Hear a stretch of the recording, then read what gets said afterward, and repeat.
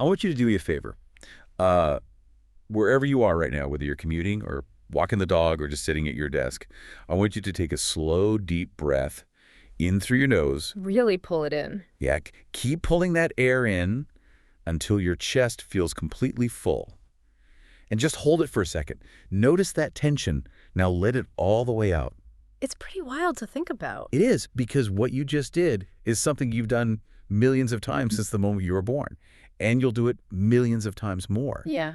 It's this completely autonomic, highly complex process. We're talking about a mechanical symphony of pressure changes and muscular contractions and gas exchange. Yeah, and yet, if you're like most people, you rarely, if ever, actually think about the underlying architecture that makes it possible. Right. You just expect the air to flow in, and you expect it to flow out. But underneath your skin, there's a literal machine made of bone and striated muscle and negative pressure vacuums. Spongy, delicate tissue working in this perfect rhythmic unison. So welcome to our deep dive. We have a really fascinating mission ahead of us today. We do. We're going to equip you with the foundational knowledge of a clinical detective. Exactly. We are exploring the anatomy, the physiology, and the clinical assessment of the thorax and the lungs. And we're pulling from a fantastic stack of source material today. We've got excerpts from the absolute gold standard in physical assessment, which is Bates' Guide to Physical Examination. The Bible of physical exams, basically. Pretty much, yeah. We're also layering in insights from some really comprehensive clinical lecture slides, a highly detailed clinical practice checklist, and a thought-provoking lecture transcript from a medical professional, Dr. Jessica Nishikawa. And the why behind all of this is, it's what makes it so compelling. Understanding the chest exam isn't something that should be restricted just to medical practitioners or nurses or doctors. Definitely not. This is about understanding the architecture of your own survival. Our bodies are these incredibly communicative structures. They are constantly broadcasting signals about their internal state. And when things go wrong, they send out distress signals. A subtle change in the pitch of a breath sound, for instance. Right? Or a shift in the physical shape of the chest wall, even a tiny, barely perceptible vibration under the palm of a hand. These aren't just random occurrences, they're specific, actionable clues.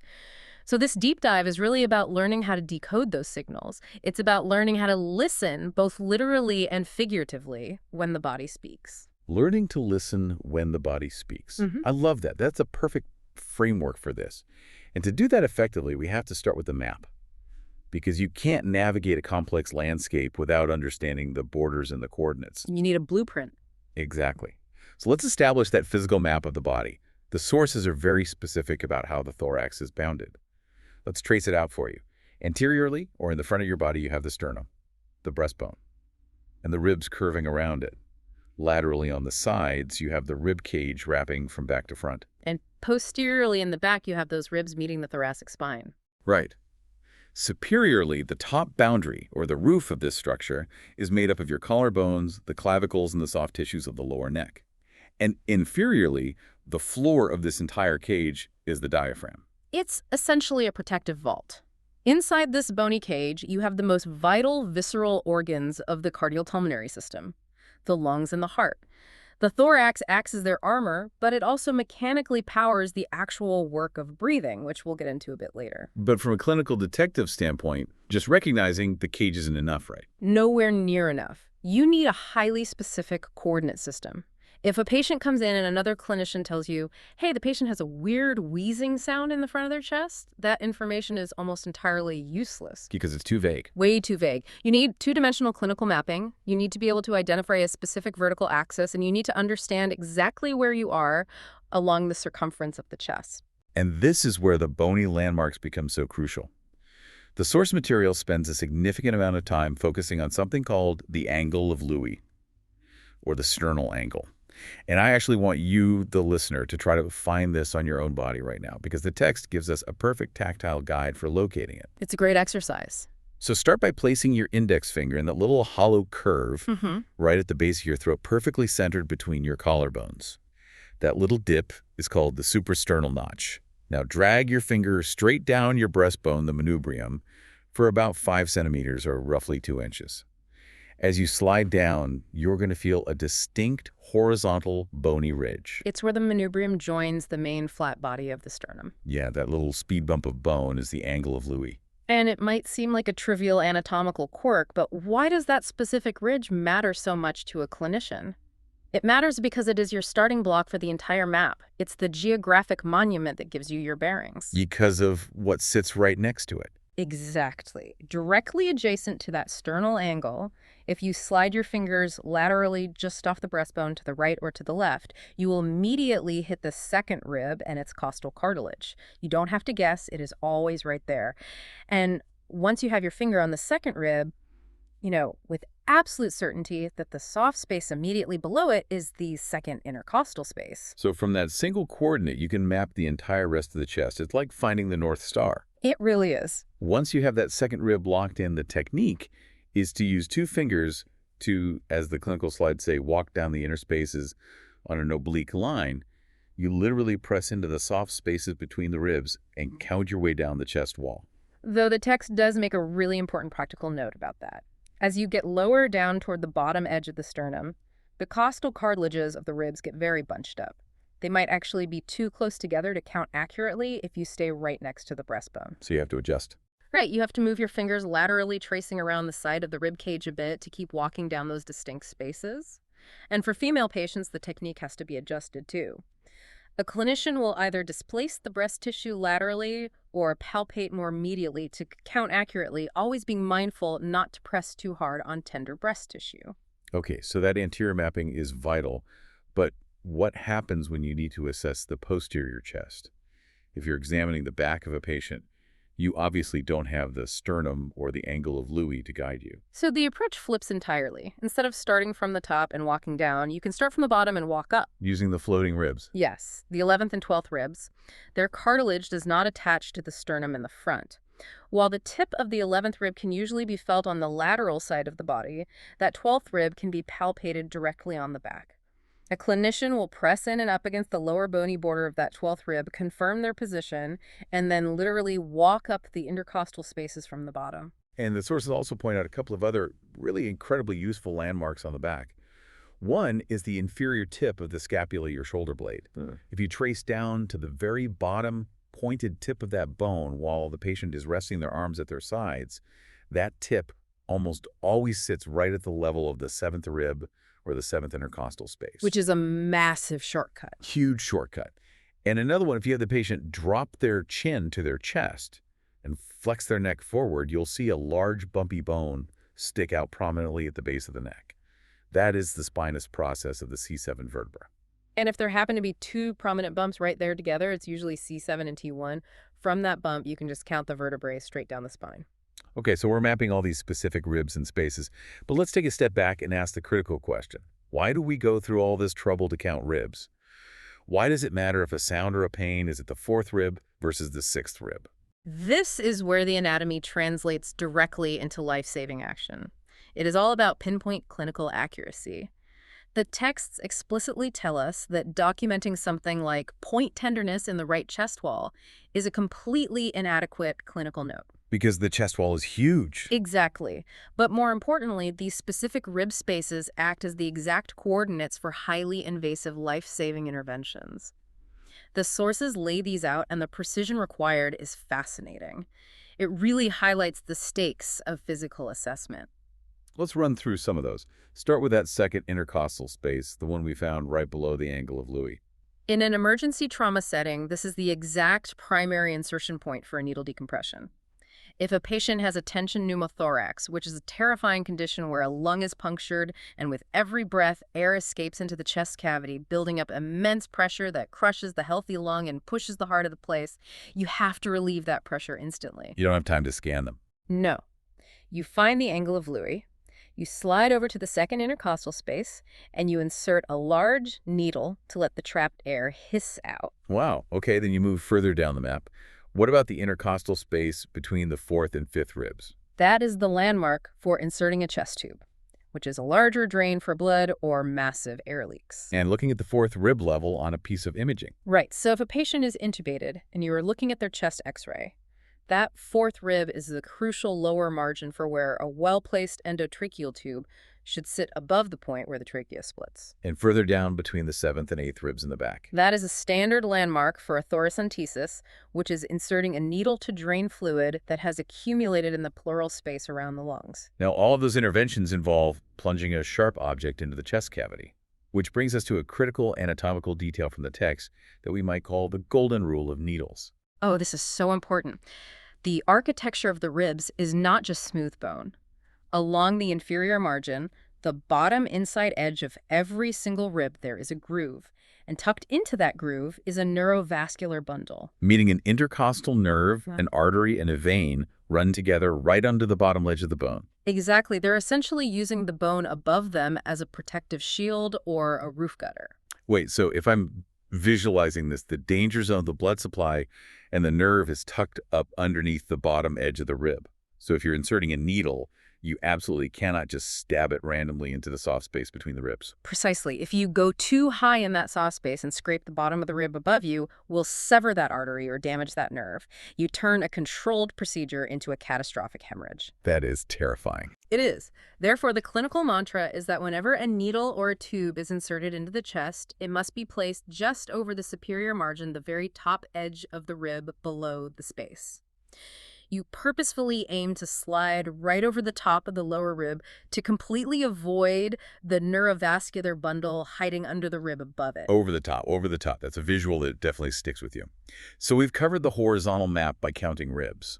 But to create a true coordinate plane, we need vertical lines. Yes. The texts describe a series of imaginary lines we visualize dropping down the patient's body. On the front, you have the mid-sternal line running perfectly down the middle of the breastbone.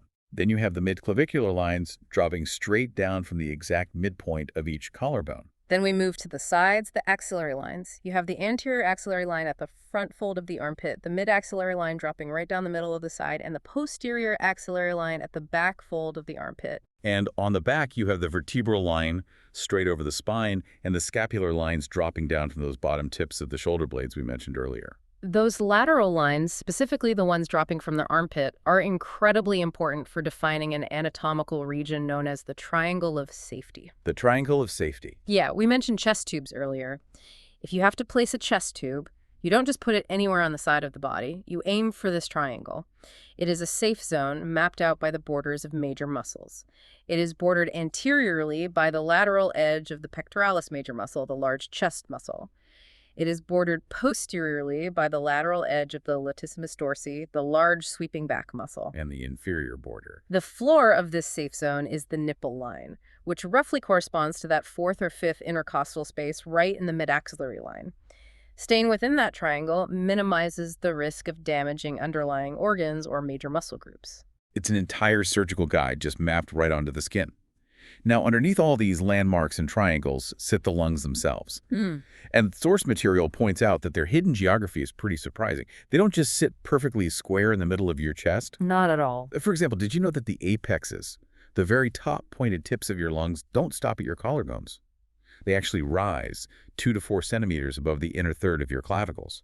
Your lung tissue literally extends up into the base of your neck. It's a structural detail that often surprises even medical students, and the structural asymmetry between the left and right lung is another vital piece of the map. They aren't mirror images. Right, they are not mirror images. The right lung is larger and is divided into 3 distinct sections or lobes: the upper, the middle, and the lower lobes.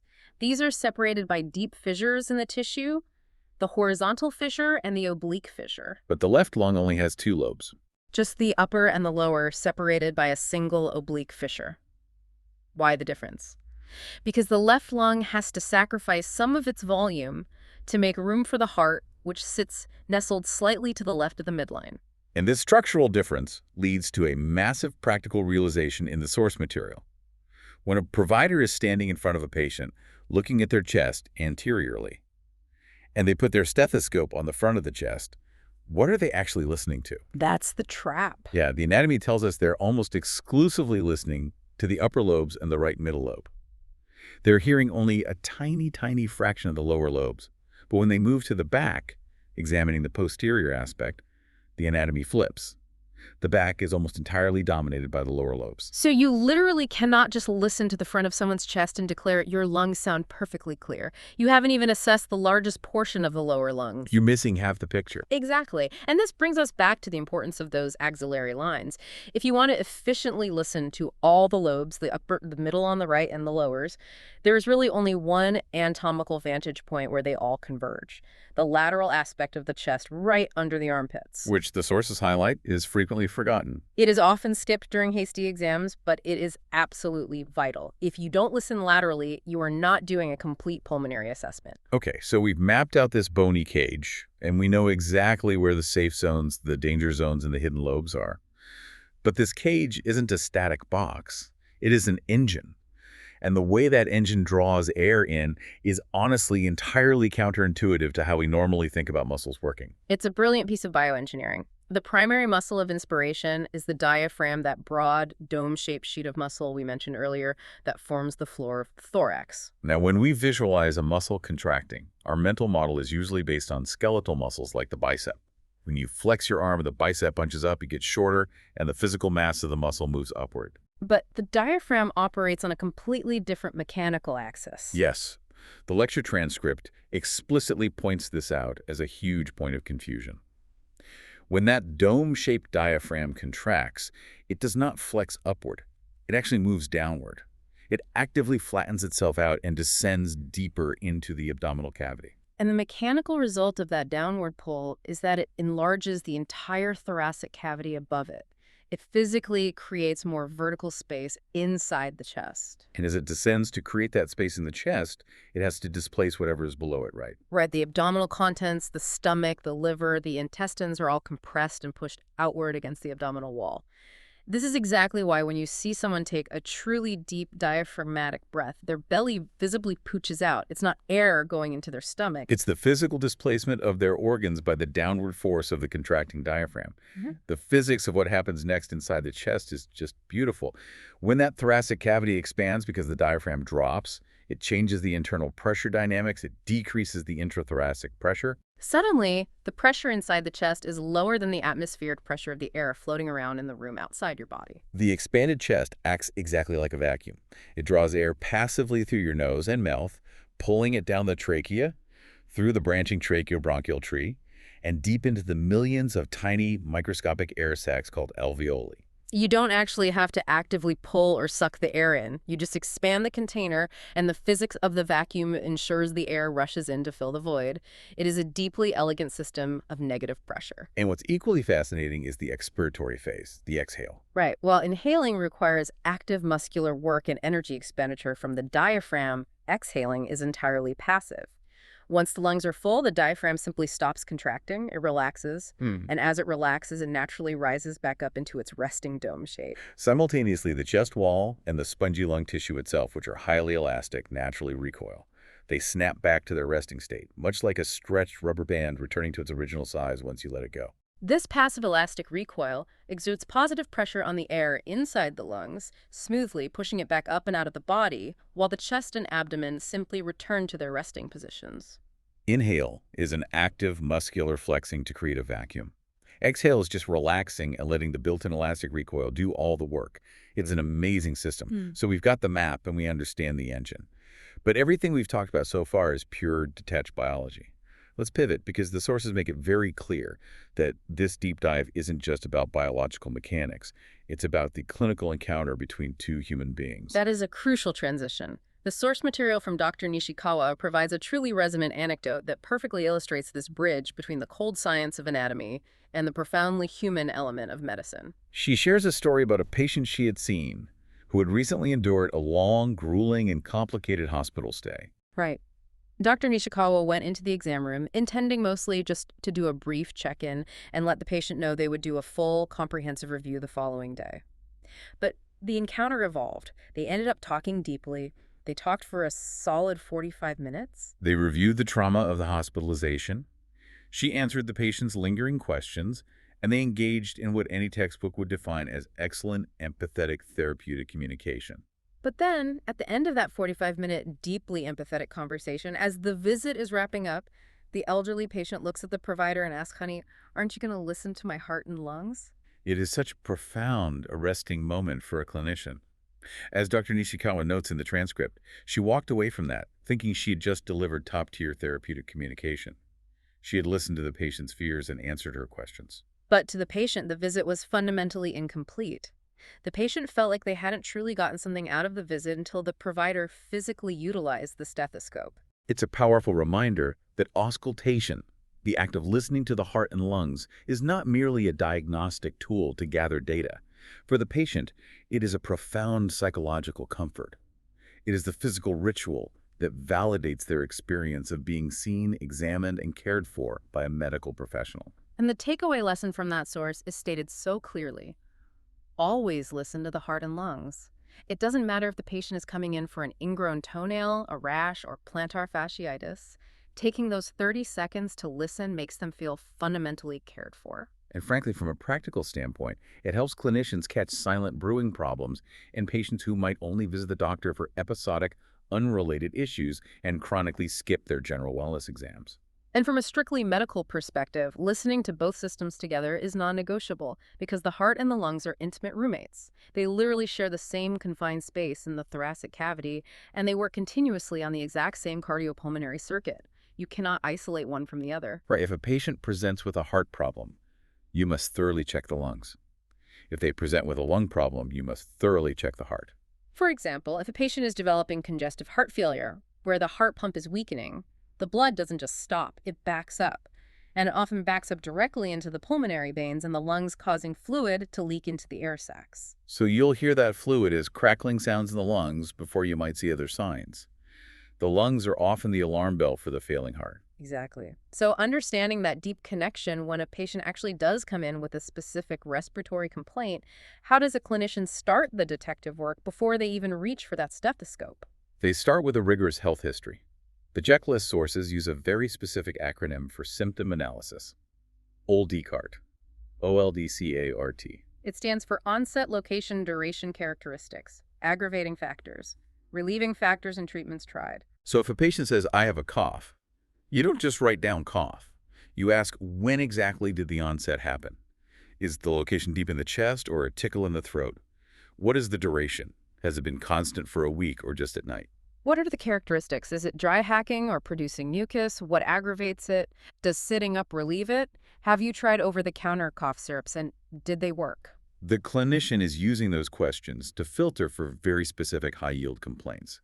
Cough and shortness of breath, which is clinically abbreviated in charts as SOB, are the obvious big ones, but they're also hunting for chest pain, wheezing, and hemoptysis. Which is the specific medical term for coughing up blood-streaked sputum, a symptom that always warrants immediate, deeper investigation. The sources also detail the importance of looking for pertinent positives and pertinent negatives. This concept means the clinician must ask questions that might seem entirely unrelated to the lungs to the average person, but they're actually crucial for ruling in or ruling out major systemic red flags. For instance, they will ask about constitutional symptoms. Are you having fevers, chills, drenching night sweats, or unexplained weight loss? If a patient presents with a chronic cough, and they also mention they've been waking up soaked in sweat and have lost 10 pounds without trying, the clinical suspicion immediately shifts away from a simple cold and sharply towards severe pathologies like tuberculosis or a pulmonary malignancy.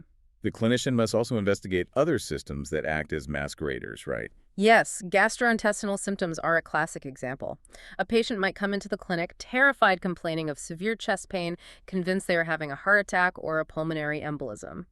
But upon careful history taken, the clinician discovers the patient frequently experiences a burning sensation after eating spicy foods or waking up with a sour taste in their mouth. So that chest pain might not be a lung or heart issue at all. It could be severe GERD, gastroesophageal reflux disease, where stomach acid is splashing up into the esophagus and mimicking a cardiopulmonary crisis. And the musculoskeletal system is another frequent masquerader. Costochondritis, which is a painful inflammation of the cartilage that connects the ribs to the sternum, or even simple hairline rib fractures, are incredibly common causes of sharp, localized chest pain. They hurt terribly when the patient breathes deep, but they have absolutely nothing to do with the lung tissue itself. Now, we've been talking a lot about adults, but the sources give us some really fascinating, specific pediatric nuances that flip a lot of these baseline assumptions on their head. Hmm. First of all, let's talk about respiratory rates. Yeah. We know that a normal resting adult breathes roughly 12 to 20 times a minute. Do you know how fast a newborn infant breathes? It's incredibly fast. Their normal resting baseline is 30 to 60 times a minute. If an adult was breathing 60 times a minute, they would be in severe respiratory distress, likely hyperventilating towards passing out.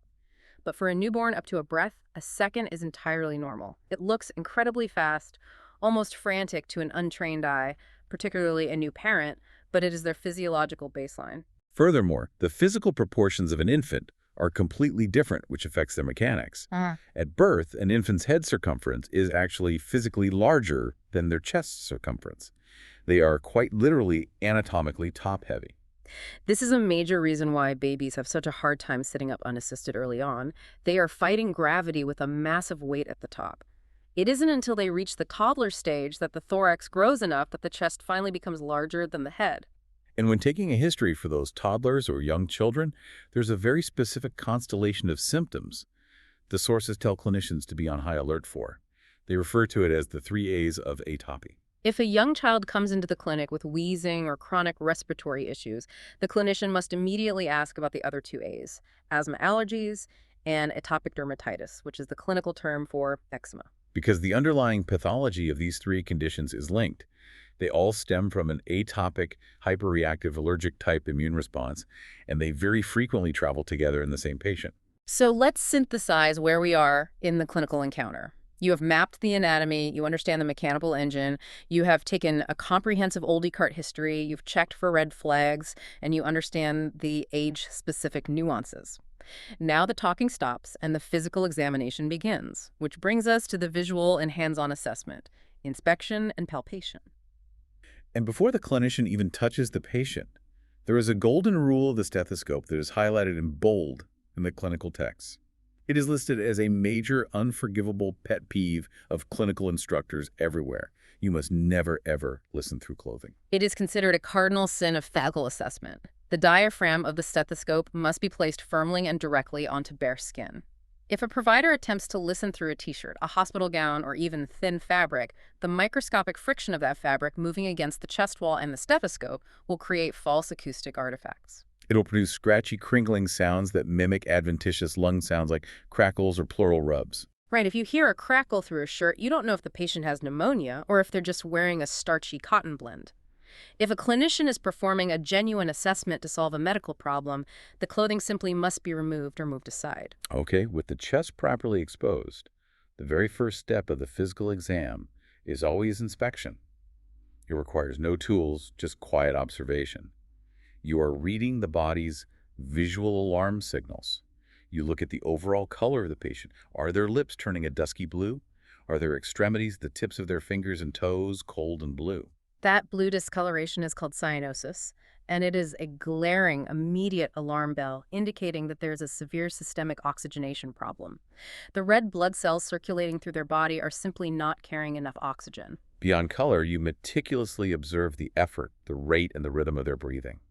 The body has very specific compensatory mechanisms when things go wrong, and the sources outline 2 distinct, highly abnormal breathing patterns that every clinician must be able to recognize on site. The first is Kussmaul breathing. Visually, Kussmaul breathing is characterized by extremely deep, rapid-labored, gasping breaths. You might see this normally in a healthy athlete who has just sprinted a 400-meter dash and is trying to recover. But if you see Kussmaul breathing in a patient who is sitting perfectly still in a hospital bed, it is a hallmark sign of metabolic crisis, most commonly diabetic ketoacidosis or DKA. Let's unpack the why behind that, because the biology is fascinating. Why does the body suddenly start gasping for air when the problem is a diabetic sugar crisis, not a lung problem? Right, it seems disconnected. It's all about acid-base balance. In a condition like DKA, the body's metabolism malfunctions and starts flooding the bloodstream with acidic byproducts. The blood becomes dangerously acidic. The brain detects this plummeting pH and panics. Now, one of the fastest ways the body can get rid of acid is through the lungs because carbon dioxide acts as an acid in the blood. So the brain overrides the normal breathing rate and forces the lungs into overdrive, commanding these massive, deep, Kussmaul gasps to literally blow off as much carbon dioxide as possible, trying desperately to lower the acid levels in the blood. Exactly. The lungs are working perfectly. They are just desperately trying to fix a metabolic emergency. That is incredible. the lungs acting as an exhaust valve for blood acidity. The other abnormal pattern highlighted in the text is Cheyne-Stokes breathing, and this one has a very eerie rhythmic quality to it. It is a distinct cycle. The patient will experience a period of complete apnea. They will entirely stop breathing for 10, sometimes 20 seconds. Then they will slowly start breathing again, with the breaths becoming increasingly rapid and deep crescendoing to a peak, and then gradually decrescendoing back down until they stop breathing entirely again, restarting the apneic phase. The sources note that while this can sometimes be seen in severe traumatic brain injuries or people adjusting to extreme high altitudes, it is most profoundly and commonly observed at the very end of life as the brainstem's respiratory centers begin to fail. Continuing with the visual inspection, the clinician must analyze the physical structural shape of the thorax itself. In a normal, healthy adult, the anterior-posterior diameter, which is the physical distance from the front of your chest to your back, is noticeably less than the lateral diameter, the distance from your left side to your right side. In simple terms, your chest is wider than it is deep. Yes. But in certain chronic respiratory conditions, the relentless physics of the disease permanently remodels the bone structure. The classic textbook example provided in the sources is the barrel chest. In this condition, the anterior-posterior diameter steadily widens out until it matches the lateral diameter. The chest becomes perfectly round, quite literally shaped like a barrel with a 1-to-1 ratio. This structural deformity is a telltale visual sign of severe COPD, chronic obstructive pulmonary disease, particularly emphysema. The patient's lungs lose their elastic recoil. They can pull air in, but they can't effectively push it out. So the lungs remain chronically hyperinflated with trapped, stale air. Over years and years, the rib cage is forced to expand and permanently adapt its shape to accommodate those perpetually overinflated lungs. You are also inspecting for congenital or developmental structural deformities. The texts mention pectus excavatum, a condition where the sternum is severely depressed or sunken inward toward the spine, creating a hollow in the chest. In many mild cases, it is merely cosmetic. But in severe cases, that bony depression can be so profound that it physically impinges upon the heart and lungs, restricting their ability to expand.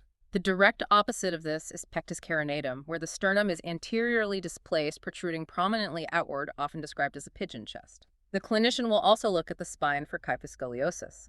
This isn't just a simple abnormal curvature. It is a complex curvature combined with a rotation of the vertebrae which dramatically twists and distorts the entire rib cage, severely impacting pulmonary mechanics. And then the sources detail a truly terrifying acute trauma condition that you look for during inspection: flail chest. Imagine a patient who has been in a high-speed steering wheel impact or suffered a massive crushing injury. A large segment of the rib cage, multiple adjacent ribs, breaks in 2 or more places, completely detaching from the rest of the intact chest wall. Because that broken segment is no longer anchored to the structural grid, it moves completely paradoxically to the rest of the chest. The physics of the vacuum we discussed earlier become the enemy here. They really do. When the patient tries to inhale, the intact chest wall expands outward, creating that negative pressure vacuum. But because the flail segment is detached, that very same vacuum powerfully sucks the broken ribs inward, crushing into the underlying lung. Then when the patient exhales and the chest cavity creates positive pressure to push air out, that pressure forces the broken, unsupported segment to bulge outward. It is a visually horrifying, paradoxical seesaw motion that is immediately life-threatening as it drastically impairs ventilation and usually indicates severe underlying lung contusions. Once that meticulous visual inspection is complete, the clinician moves to palpation, physically using their hands to press on the chest wall to feel for clues. They are pressing along the ribs to feel for localized point tenderness, which could indicate a hairline fracture or costochondritis. But they are also palpating for a very specific strange phenomenon called subcutaneous crepitus. Subcutaneous crepitus is unmistakable once you feel it. The sources describe it as feeling exactly like popping bubble wrap or crushing Rice Krispies right underneath the patient's skin. How does that happen? This occurs when air violently escapes from a punctured lung or a torn airway, perhaps from a rib fracture that nicked the lung tissue, and that free air forces its way up into the subcutaneous tissue layers under the skin of the chest and neck. When you push your fingers into the skin, you are literally popping those trapped pockets of air. The clinician also uses their hands to physically measure how well the lungs are inflating. They perform the chest expansion test to assess respiratory excursion. The physical technique described here is highly specific. The clinician stands behind the patient and places both thumbs firmly at the level of the 10th rib on the patient's back. They gently grab the lateral rib cage with their hands and slide their thumbs medially toward the spine, just enough to raise a small, loose fold of skin directly between their thumbs. Then they instruct the patient to take a massive deep breath in. As the thoracic cavity expands, the clinician watches their thumbs. They should move apart simultaneously and symmetrically smoothly, flattening out that fold of skin. But what if they don't? What if the clinician's right thumb moves 3 inches outward, but their left thumb barely moves an inch? That asymmetry, that unilateral delay in expansion, is a massive clinical red flag. It instantly tells you that the mechanics on that specific side are compromised. It suggests a localized pathology, such as a severe bronchial obstruction, where air literally cannot enter that lung, a massive pleural effusion, where fluid surrounding the lung is acting like a straitjacket, or severe pulmonary fibrosis, where the lung tissue on that side has become scarred stiff and incapable of stretching. The final and arguably most fascinating palpation technique involves testing for tactile fremitus. Fremitus refers to the palpable physical vibrations that are transmitted from the vocal cords down through the branching bronchopulmonary tree and out through the lung tissue to the surface of the chest wall whenever a patient speaks. Understanding fremitus requires a basic understanding of acoustic physics. Sound waves and physical vibrations travel significantly faster and much more efficiently through solid, dense materials or fluid mediums than they do through empty, porous air. So to test this, the provider uses a specific part of their hand, either the bony ball of the palm or the ulnar surface, which is the fleshy pinky edge of the hand, because those areas are highly sensitive to vibratory frequencies. They place their hand firmly on the patient's chest or back and ask the patient to repeat a resonant, low-pitched phrase. The standard phrase used in the sources is the number 99. The patient says 99, 99, 99, while the provider moves their hands symmetrically down the chest, feeling for the intensity of the vibration buzzing against their skin. In a healthy patient with normal air-filled, spongy lungs, that vibration is felt as a mild, equal buzz on both sides of the chest. But if the provider notes decreased fremitus, meaning the vibration is weak or completely absent on one side, what does that tell them? It means something is physically interfering with the transmission of those sound waves. It could be a structural barrier, like an extremely thick chest wall, or relying on that physics principle, it could mean there is an abnormal excess of air in the way, dampening the sound. You see decreased fremitus in COPD, where the lungs are hyperinflated in a pneumothorax, where a pocket of dead air has accumulated outside the lung, or if there is a pleural effusion where a thick layer of fluid outside the lung is physically pushing the vibrating lung tissue away from the chest wall, so the buzz can't reach the clinician's hand. Now, if we move forward, we transition from using our hands to feel the vibrations to using our ears to hear them. This brings us to the auditory masterclass of the exam: percussion and auscultation. And the clinical texts emphasize one overarching rule for both of these techniques. They must be performed systematically. You cannot simply tap randomly on the front, then wander to the back, then check aside. You must use a very specific ladder pattern. You start at the top on the right side, perform your assessment, and then immediately move horizontally across the chest to the exact corresponding anatomical spot on the left side to compare. Then you drop down one level on the left side assesses and move horizontally back across to the right side. You walk down the chest in this side-to-side ladder pattern because the patient serves as their own perfect baseline control. You are constantly comparing right to left, listening for asymmetry. Let's start with percussion. This is a technique that looks simple, but actually requires immense practice and finesse to master. The provider places their non-dominant middle finger incredibly firmly flat against the patient's chest wall, making sure the other fingers are lifted off so they don't dampen the sound. Then, using a loose, flicking wrist motion, they strike that firmly planted finger sharply with the tip of the middle finger of their dominant hand. The planted finger acts as a pleximeter, and the striking finger acts as a hammer. They are using the chest wall like a drum, and they are intensely analyzing the quality and pitch of the sound that bounces back. The clinician is categorizing the percussion notes into specific acoustic profiles. A healthy, normal, air-filled lung produces a sound called resonance. It is loud, low-pitched, and hollow. If they percuss over an area and hear dullness, a sound that is medium-pitched, muffled, and thud-like, that is an abnormal finding over lung tissue. It indicates that the normal airspace has been replaced by something dense, like a localized pocket of fluid from pneumonia or a solid tumor mass. Conversely, if they hear a sound called timpani, which is loud, high-pitched, and truly drum-like, similar to the sound of percussing a puffed-out cheek that indicates an unusually large hollow pocket of trapped air, often seen in a large pneumothorax. The sources detail a very specific, clever functional test using percussion called diaphragmatic excursion. The clinician is essentially using sound waves to map the exact moving borders of the diaphragm. Here's how it works. The clinician asks the patient to exhale completely and hold their breath. The diaphragm rises to its highest point. The clinician quickly percusses straight down the back, moving from the resonant lung tissue until the sound suddenly shifts to a dull thud. That line of dullness is the top of the diaphragm. They mark that spot on the skin. Then they tell the patient to take a massive deep breath in and hold it. The diaphragm flexes and drops downward. The clinician percusses down from that first mark until they hit the new line of dullness, and they mark that second spot. It is a brilliant, non-invasive way to measure internal mobility. In a healthy adult, the physical distance between those two marks the total vertical travel of the diaphragm should be roughly 3 to 5 centimeters, though in highly conditioned athletes it can move up to 7 centimeters. But if the clinician performs this test and finds that the excursion distance is severely diminished, or if they notice that the initial baseline line of dullness is sitting much lower on the back than anatomically expected, it is a glaring diagnostic clue. It heavily suggests that the patient has COPD. Because their lungs are chronically hyperinflated, the diaphragm is already permanently pushed down and flattened out. It simply has no room left to descend further when they try to inhale. That is such an elegant application of basic physics to diagnose a complex disease. Finally, after all the mapping, inspecting, and percussing, we reach auscultation, listening to the internal symphony with the stethoscope. Before analyzing the sounds, the sources lay out the ground rules for the technique itself. The clinician must use the flat diaphragm of the stethoscope, pressing it firmly against the skin. Crucially, they must instruct the patient to breathe deeply through their open mouth, not their nose. Breathing through the nose creates turbulent airflow in the upper airway that travels down and obscures the subtle sounds of the lower lungs. And importantly, the provider has to actively monitor the patient. Taking 30 deep breaths in a row is exhausting. The clinician must purposefully enforce rest breaks so the patient doesn't hyperventilate, blow off too much carbon dioxide, and pass out on the exam table. With the patient breathing properly, the clinician utilizes that same side-to-side ladder pattern we discussed.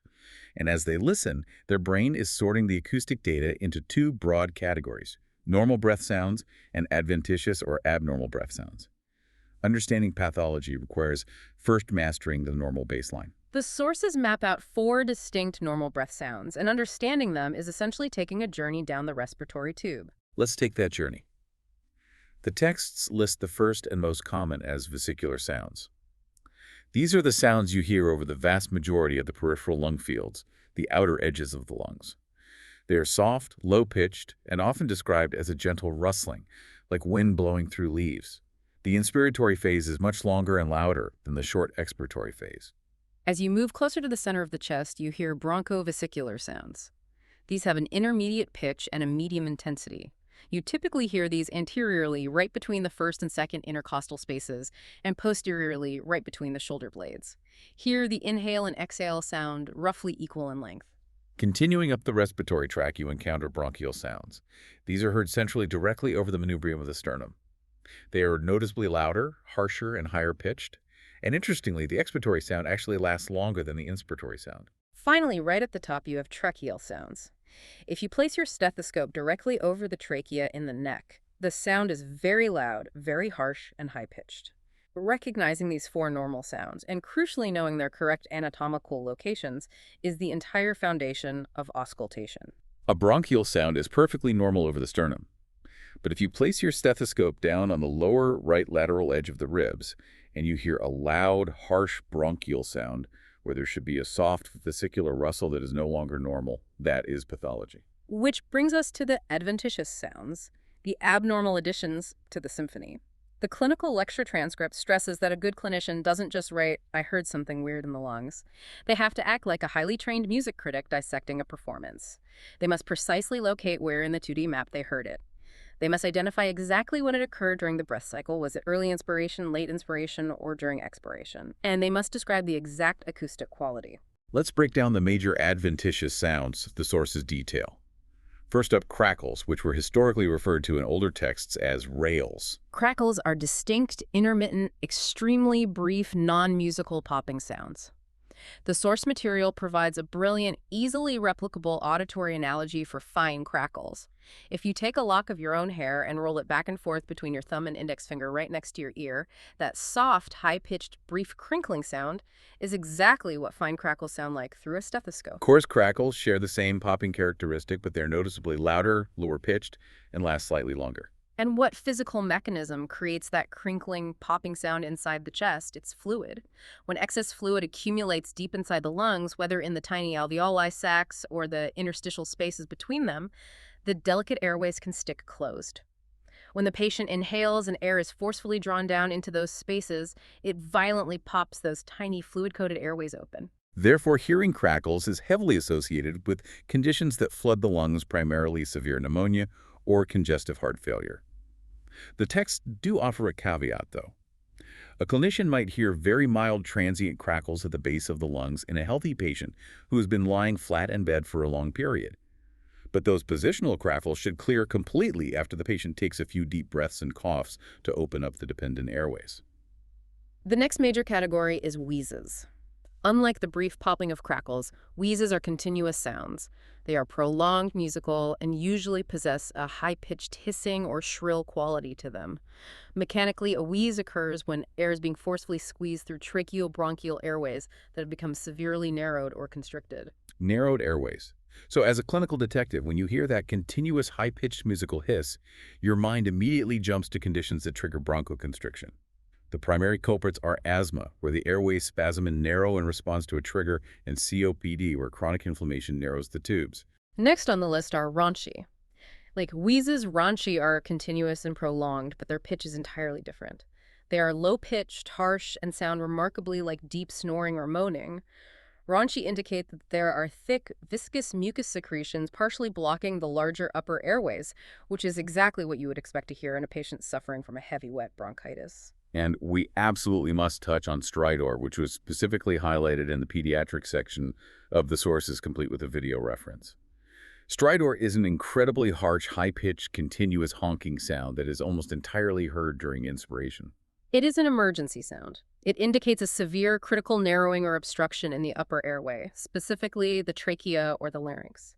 The source material strongly links stridor to croup, a common childhood viral infection that swells the windpipe. A child with croup presenting with stridor will also almost always have an accompanying, very distinct harsh cough that sounds exactly like a barking seal. Okay, let's put it all together into a clinical scenario. You are at the end of your exam. You're listening to the posterior chest.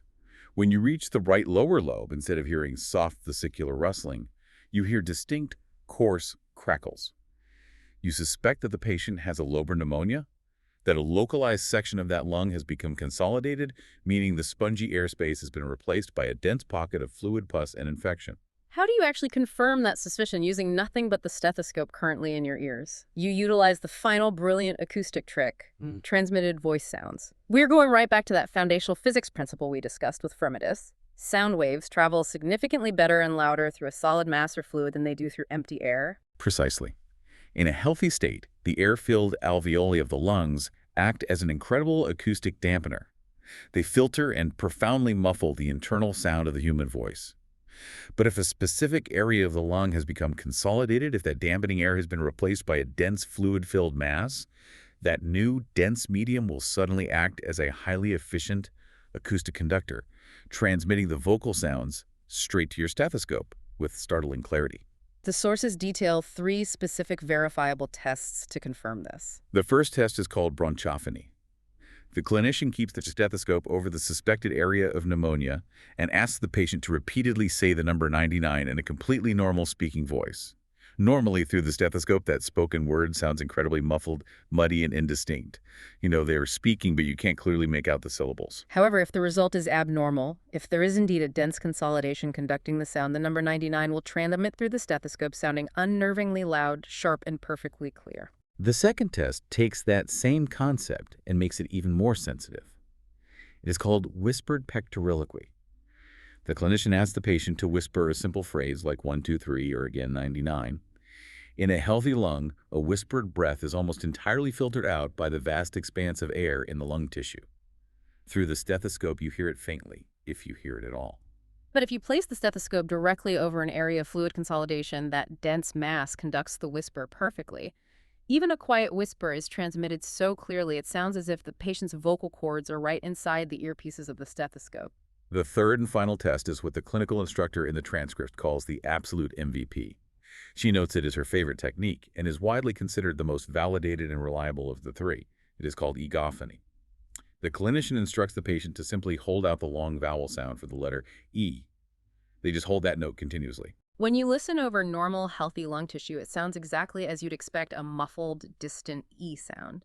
But here is where the physics become almost magical.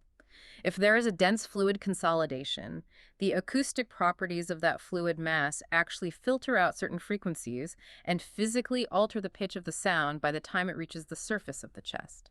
It creates a highly specific acoustic distortion known as an E to A change. The patient is sitting there clearly saying E, E. You can hear them saying E in the room.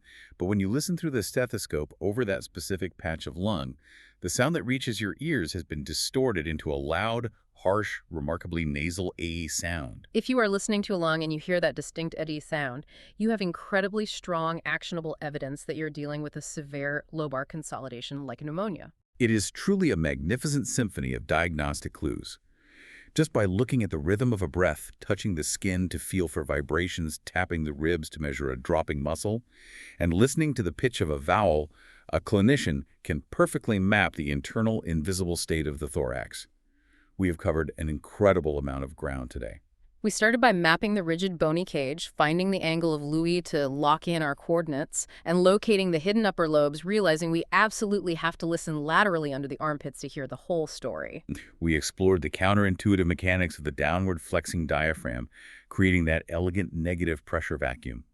We discussed the visual alarm bells of Kussmaul breathing and the structural adaptations of the barrel chest. We felt for the Rice Krispie Pops of crepitus and the buzzing physics of tactile fremitus. And finally, we translated the internal symphony of musical wheezes, fine hair-rubbing crackles, and the acoustic magic of egophony's E to A change. It is an exhaustively comprehensive system of assessment.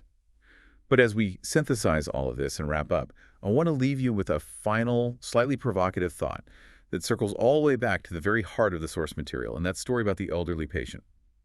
We currently live in an era of truly astonishing, accelerating medical technology.